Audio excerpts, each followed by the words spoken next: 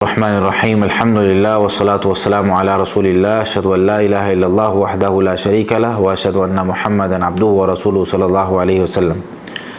ساری دنیا مل جائے اور کسی کو نقصان پہنچانا چاہے، وہ نقصان نہیں پہنچا سکتی اگر اللہ نہ چاہے۔ اگر اللہ نقصان پہنچانا نہیں چاہتا تو ساری دنیا مل کر بھی ایک اتنا سا بھی نقصان نہیں پہنچا سکتی، اور اگر اللہ تعالیٰ نقصان پہنچانا چاہے تو ساری دنیا مل کر بچانا چاہے نہیں بچا سکتی۔ یہ ایک مسلمان کا عقیدہ ہوتا ہے۔ یہی تربیت نبی مکرم صلی اللہ علیہ وسلم صحابہ کرام کی اور بچوں کی کیا کرتے تھے۔ سیدنا عبداللہ بن عباس رضی اللہ تعالیٰ عنہما کو نبی مکرم صلی اللہ علیہ وسلم فرمایا کرتے تھے، عبداللہ اگر سارے لوگ اکٹھے ہو جائیں اور وہ چیز تمہیں دینا چاہیں جو اللہ نے تمہارے لیے نہیں لکھی ہے اور اللہ نہیں دینا چاہتا، تو ساری دنیا مل کر تمہیں نہیں دے سکتی، اور اگر ساری دنیا مل کر تم سے لینا چاہے جو اللہ چاہتا ہے کہ تم سے کوئی نہ لے تو کوئی نہیں لے سکتا۔ نبی مکرم صلی اللہ علیہ وسلم کے فرامین ہمارے لیے اسوہ حسنہ ہیں اور ہمارے لیے مکمل پروٹیکشن اور حفاظت ہیں۔ انہی اذکار اور دعاؤں میں سے ایک ذکر جو بندہ پڑھ لے تو کیا ہوگا کہ موذی جانور کے زہر سے بندہ بچ جاتا ہے، کسی بھی قسم کے نقصان سے بندہ بچ جاتا ہے۔ حدیث میں کیا آتا ہے، مسند احمد کے اندر حدیث موجود ہے 7898 نمبر پر۔ سیدنا ابو ہریرہ رضی اللہ تعالیٰ عنہ فرماتے ہیں، نبی مکرم صلی اللہ علیہ وسلم نے ارشاد فرمایا، من قال اذا امسى 3 مرات، یہ اذکار صبح اور شام کے اپنے جو اذکار ہیں نا اس کی لسٹ میں شامل کر لیں اور روزانہ پڑھا کریں،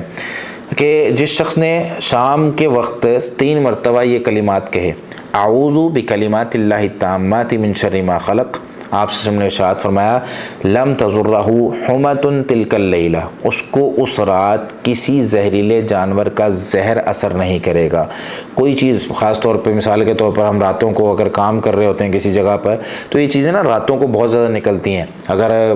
کچھ لوگ ہیں جو فصلوں میں کام کر رہے ہوتے ہیں، یا بہت سارے ہمارے لوگ جو کچے گھروں میں رہتے ہیں یا ایسی جگہوں پر رہتے ہیں، پکے گھروں میں بھی یہ چیزیں آ جاتی ہیں، کچے گھروں میں بہت زیادہ اس طرح کی چیزیں جو ہوتی ہیں، لیکن کم از کم بندہ اذکار کر کے اپنے جو ہے اپنے آپ کو حفاظت میں رکھے۔ تو نبی صلی اللہ علیہ وسلم نے ارشاد فرمایا کہ اس رات اس کو کوئی چیز، کوئی زہریلی چیز جو ہے وہ نقصان نہیں پہنچائے گی۔ سیدنا ابو ہریرہ رضی اللہ عنہ فرماتے ہیں کہ ہمارے گھر والے نا جب انہوں نے یہ دعا سیکھی تو فکانوا یقولونہا، تو وہ اس کو کہنا شروع ہو گئے۔ کہتے ہیں فلدغت جاریۃ منہم، تو ان میں سے نا ایک ہماری جو لونڈی تھی، اس کو ایک دن جو ہے کوئی زہریلا جانور، سانپ یا کوئی اس طرح کی چیز ڈس گیا، تو کہتے ہیں فلم تجد لہا وجعا، اس کی تکلیف محسوس ہی نہیں ہوئی۔ اگر مثال کے طور پر یہ جو مچھر ہوتے ہیں ہمارے ہاں، ڈینگی مچھر ہیں، یا اس کے علاوہ جو ہے ملیریا ہے، یا کوئی اور اس طرح کی چیزیں جو ہمارے معاشرے میں چل رہی ہیں، یا کوئی زہریلا اور کوئی جانور ہوتا ہے، تو کوئی بھی جانور وہ جب انسان کو ڈس جائے یا کوئی جو ہے وہ اس کو تکلیف پہنچائے تو وہ اثر ہی نہیں کرتا۔ کاٹ گیا ہے ٹھیک ہے، کوئی بات نہیں، دعا پڑی ہوئی ہے نا، زہر اثر ہی نہیں کرے گا۔ اور ایک حدیث میں آتا ہے، صحیح مسلم میں 2709 نمبر روایت ہے، سیدنا ابو ہریرہ رضی اللہ تعالیٰ عنہ فرماتے ہیں کہ جاء رجل الی النبی صلی اللہ علیہ وسلم فقال،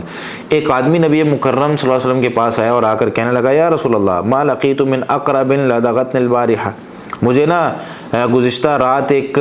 بچھو کاٹ گیا ہے اور بڑی تکلیف میں ہوں۔ تو نبی مکرم صلی اللہ علیہ وسلم نے ارشاد فرمایا، اما لو قلت حین امسیت، بھائی جب شام ہوئی تھی تو تم نے یہ دعا کیوں نہیں پڑھی، اعوذ بکلمات اللہ التامات من شر ما خلق لم تضرک، تو وہ تجھے نقصان ہی نہ پہنچاتا۔ کاٹ بھی لے گا اثر ہی نہیں ہوگا زہر کا۔ تو ہمیں کوشش کرنی ہے کہ ہم یہ صبح شام کے اذکار جو ہیں، اپنی جو دعائیں ہیں اس میں یہ ذکر شامل کریں۔ اور